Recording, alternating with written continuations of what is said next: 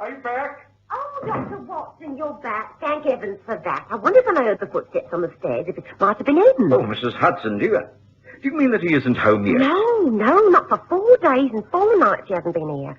Oh, Doctor, I'm that worried about him. What could have happened? No, Mrs. Hudson. You know what Holmes is like. He's often disappeared for days at a time. Well, it's due to his work. It's customary. He'll turn up soon, so don't worry. Is supper ready? Yes, it's been ready since 8. But you know, this time I'm really worried about Mr. Holmes. I'm really worried about him. I'm worried sick and that. Yes, well, this time I'm worried too.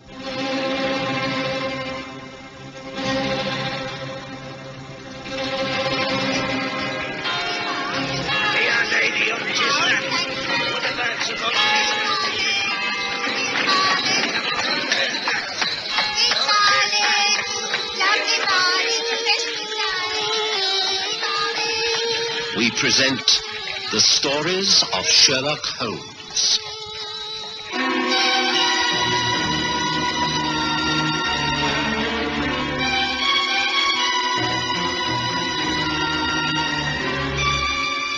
Tonight, The Rubber-Faced Man.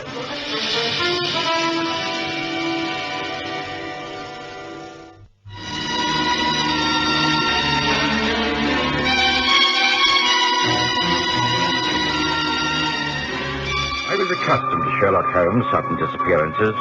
I knew he had many private hideaways in various parts of London, rooms in lodging houses where he could assume another name and identity. Master of disguise, he could mix with any class, from the lowest beggar to the highest in society. Always, of course, it was connected with his work. And regarding his current case, he was very secretive. I told myself I should hear in due course and tried not to worry, but there was a nagging doubt in my mind that all was not as it should be. And so, later that night, when I heard a commotion upon the stairs, I naturally thought Holmes had returned, but... I'm so sorry to burst in like this, Dr. Watson, but Amy Castle is here and she says she must see you. Oh, yes, of course. I must apologise for calling like this, Doctor, but I am in very serious trouble. No, that's all right, Amy. Come in, and that'll be all, Mrs. Hudson. Thank you. Oh, yes, sir. All right. Right, now, come and sit down by the fire. Now, tell me what's troubling you, Amy. That husband of yours again? That's right, Doctor. It's the old business, the smoking. You've tried to get him to break the habit many times, but, well, it's the opium.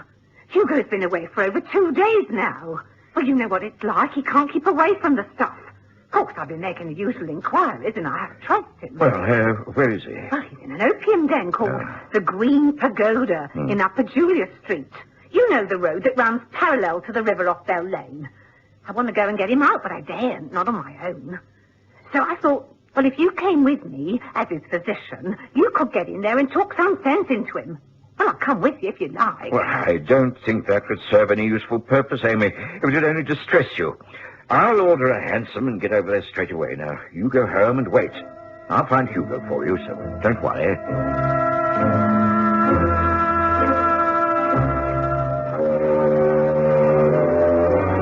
Hugo Castle had always been a problem patient. Like thousands of others in London, he was a constant visitor to the opium dens that clustered around the dock area. The Green Pagoda was one of the more respectable of these houses of iniquity. Near the river to the east of London Bridge, it had a single door opening off a narrow alley. I entered, and by the low flickering of the oil lamps set against the damp stone walls, made my way into a low, long room filled with thick, brown opium smoke. Wooden burrs like those in an ancient galley lined the walls. Faint sounds of Eastern music came from the gin shop beyond the bead curtains, but no one listened. Groups of huddled creatures bent over red circles of light where the burning poison waxed and waned in metal bowls. Most men lay silent. Some were groaning or whispering, mumbling their own distorted thoughts aloud. As I entered, a sallow Oriental slipped from the shadows to offer the customary pipe. Evening, master. Comfortable bed, very good pipe. Long sleep and good dreams. This way. Thank you. No, I'm not here for that. I seek a friend. He's around here somewhere. Would you allow me to look and... Yes. Yes, he is. Yes, I think that's him. Hugo Castle. Dr. Watson, it is Watson, isn't it? Watson, my good fellow. What is it? What time is it? It's nearly 11 at night. 11. I must go home. Go home. I've been here all evening. You've been here some 2 days. Now, pull yourself together, man. It's Friday, October the 19th. I say, well, it can't be. I thought it was Wednesday. You're trying to frighten me, muddle my thoughts. Well, they couldn't be more muddled than this foul stuff has made them. Right, now look, I have a cab waiting, so come along. Let me get you out. I only had one pipe, just one, two at the most. Right, well, come along. I'll pay for you, and you'll feel better in the fresh night air. Oh, give me money? Money? No, not for you, poor wretch that you are. I cannot help everyone. Shh, softly, Watson. Oh, hush, hush, you'll spoil everything. Keep your voice down. Wasn't it? Look, I'll explain on my way home. I'll pay for that poor castle creature and get him into a cab. Send him packing and wait for me on the corner. I shall be but 10 minutes. Hurry, Watson, hurry.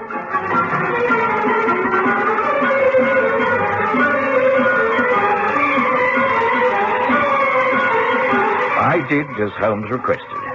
Hugo Castle made no protest as I bundled him into a cab and, paying the driver, gave Hugo's home address. I was confident that Amy Castle would take good care of him, and once he'd recovered, give him a sound talking to. I would call in the morning and do my best to make him break the pernicious habit. Meanwhile, I waited on the corner. Holmes arrived, still dressed in beggar's rags, and joined me in another hansom. As we clattered our way homeward, Holmes said with a chuckle, If you could have seen your face in the lamplight, Watson. I suppose you think I've added opium smoking to the long list of my other vices. Well, I assure you that, like you, I was visiting the Green Pagoda in order to find someone. You found Hugo Castle. I, unfortunately, have not found the man I was after. May I ask who you were looking for? A man called Maynard Burley. He came to live in London several years ago. He led a checkered, colourful existence, having been an actor, a seaman, and a tobacco importer. He bought a house, married a local lass, and settled down in Islington. He was happy with his wife and a young son. Recently, he's had no set occupation, but has interests in several concerns of the city. He travels to town every morning by train, returning to Shoreditch Station by the 5:15 each night.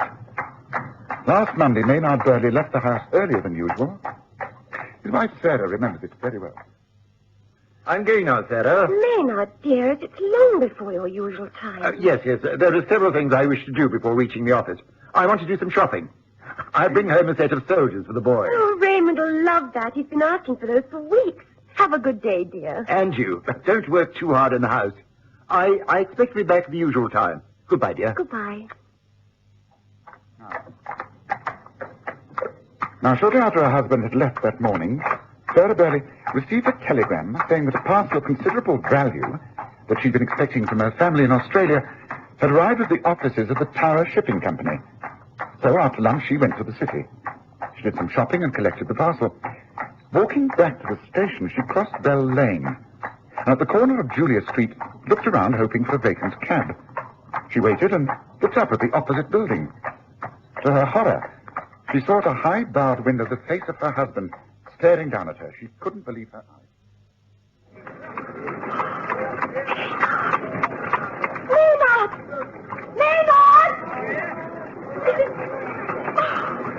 What on earth, Maynard?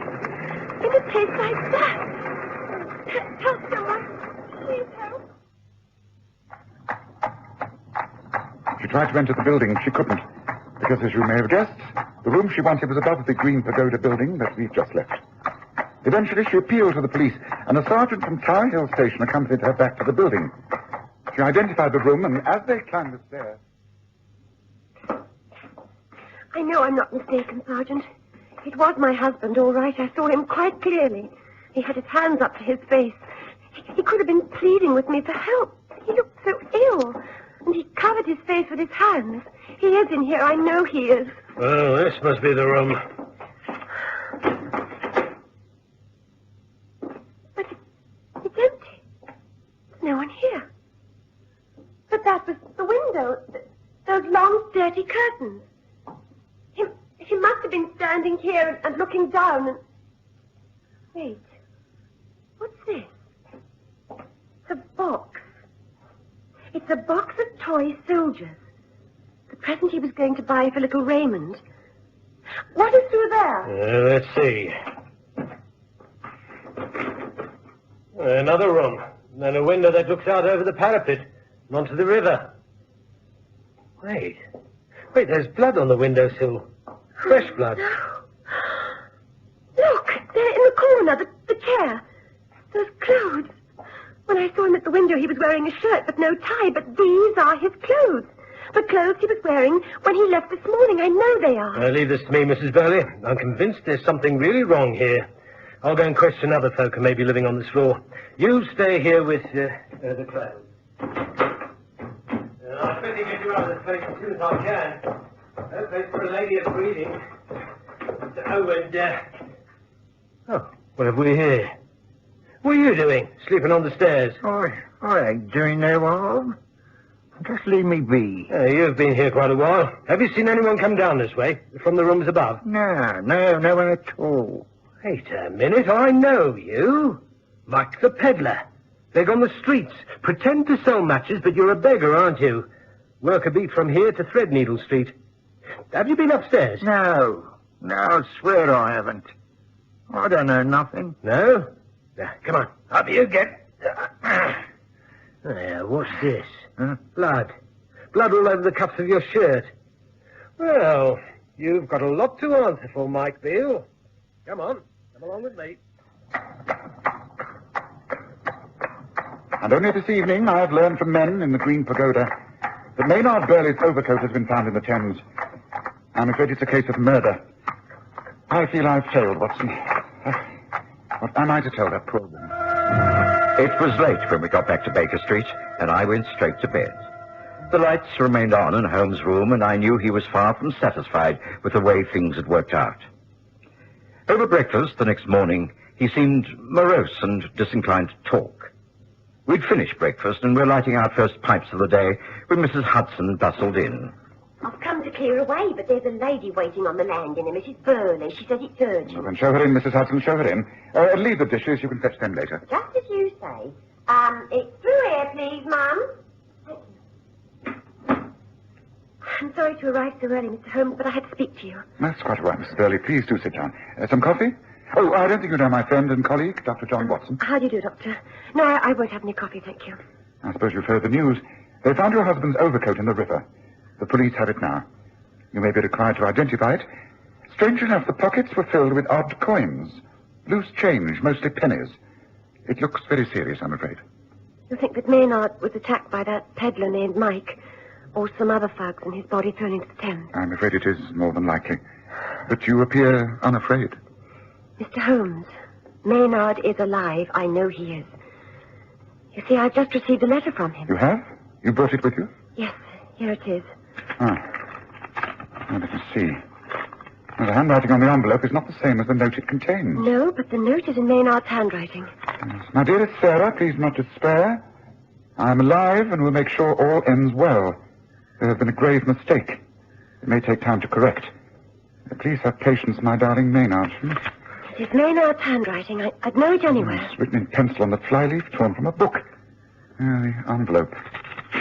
It seems that the person who wrote it wasn't sure of the address. The name has been blotted first and the address added later. It was posted in Gravesend by a man with dirty hands, and the gum flap smeared by someone who chews tobacco. Yes, your husband gave the note for someone else to address and post. There's something else contained in this envelope, wasn't there? I can tell by the imprint of a circle of creases on the paper.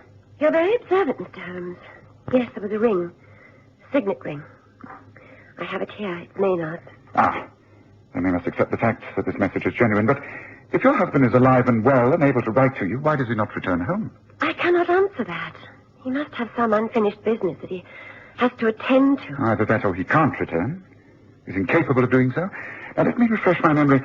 To start with, your husband did not at any time show signs of taking opium? No, never. He hardly smoked tobacco and rarely drank spirits. When you saw him at the upper window of the Green Pagoda, the window was open. He made some sort of gesture with his hands?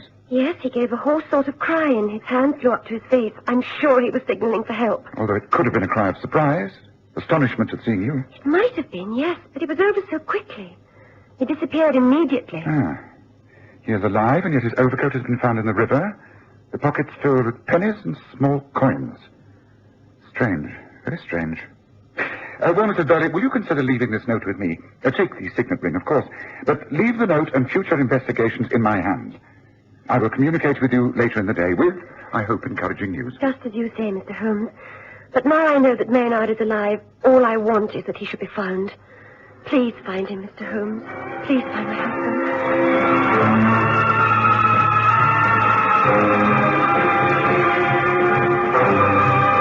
I went about my day's tasks and for a few hours forgot the case of the missing man from the Green Pagoda. When I returned in the early evening, I found Holmes pacing the room impatiently. He was fully dressed with hat and Inverness cape, an empty pipe clenched between his teeth. Watson, good, you're back. I've been waiting for you. Do you think you could forego supper until a little later?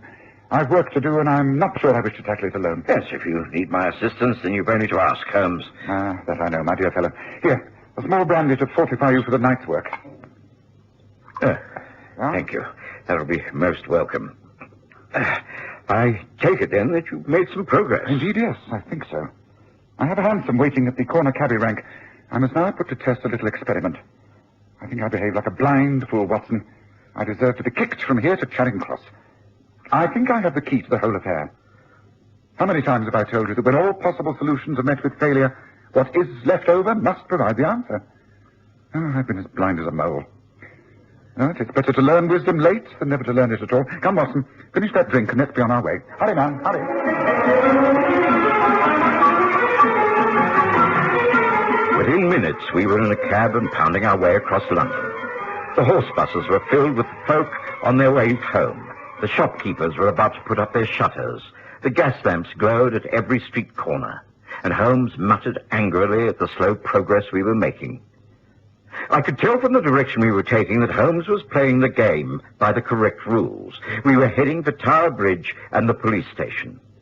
Sergeant Bennett, who'd been with Mrs. Burley on the Monday's raid on the opium den, was on duty. Evening, Mr. Holmes. Well, what can I do for you? I've called about Mike Beale, the beggar who was questioned regarding the disappearance of Maynard Burley. Have you held him for questioning? He's about to be remanded on a full charge. At the moment, we know he's still in his room above the Green Pagoda. And the place has been closed down. It's under surveillance night and day. No one allowed in or out. I see. So Mike the peddler is virtually a prisoner in that place? Oh, put it that way if you wish. Of course, there's no way we could forcibly hold him.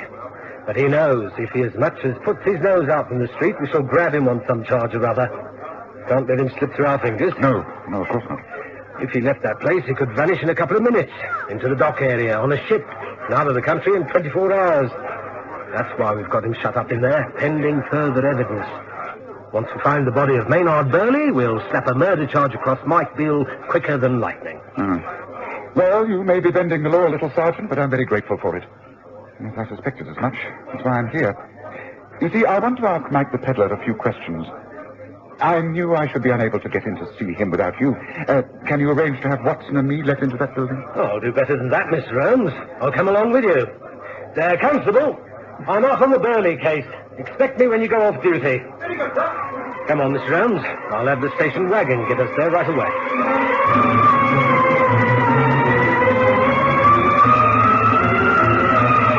It was a short ride this time. Within a matter of minutes, we drew up outside the dark alley that led to the Green Pagoda. This time, all was still. There was just the music wafting in from the gin shop next door.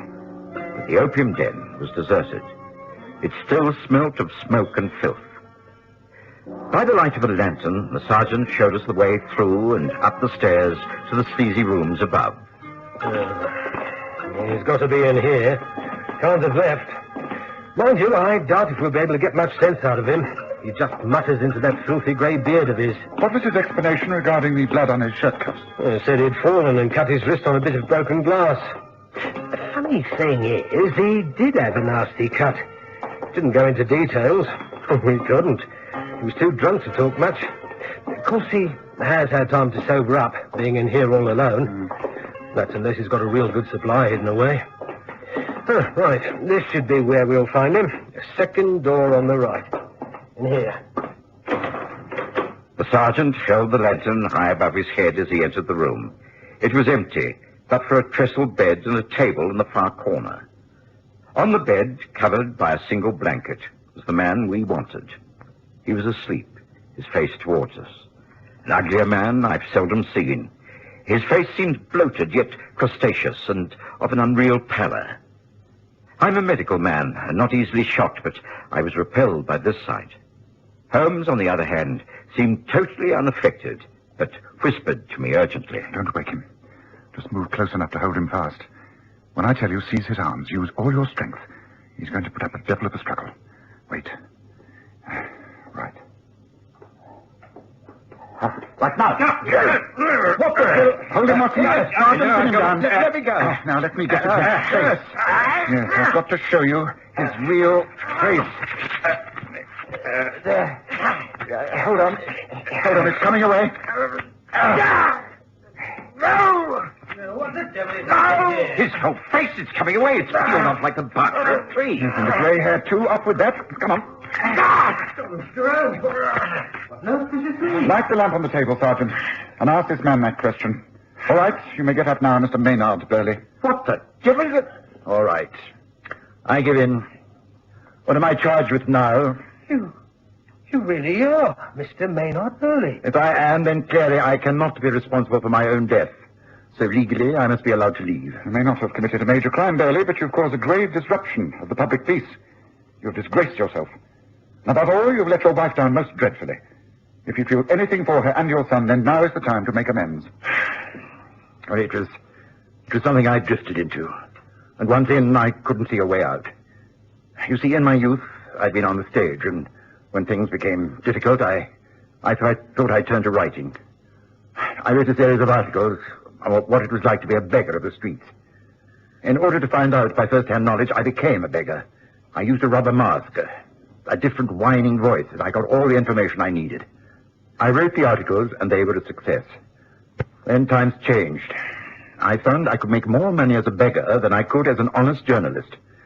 I could make over £1 a day by whining and begging.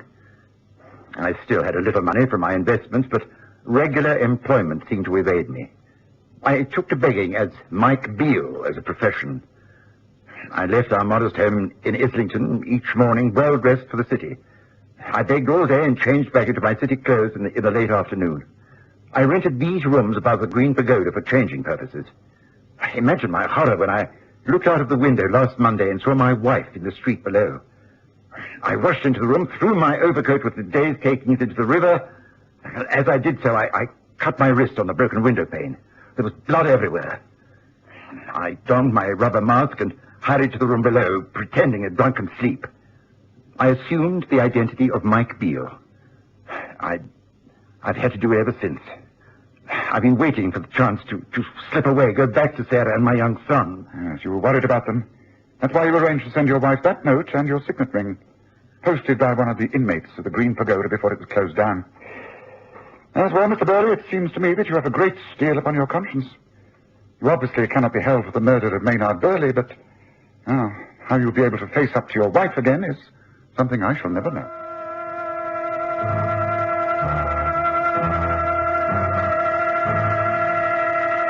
Holmes looked at the sergeant, who appeared completely baffled. The sergeant shrugged his shoulders and indicated that he didn't know what line of action to take. It was Holmes who took the initiative. If the police manage to hush this up, Burley, well, there must be an end to this. No more begging, no more Mike Beale. I swear by the most solemn oath that it shall be so. Then I think you should tell your wife everything. If she is the lady I think she is, then she will find it in her heart to forgive you. I promise you that we shall be silent. The rest is up to you. Well, now, Watson, how about that supper waiting for you back at Baker Street? Shall we get back to it straight away?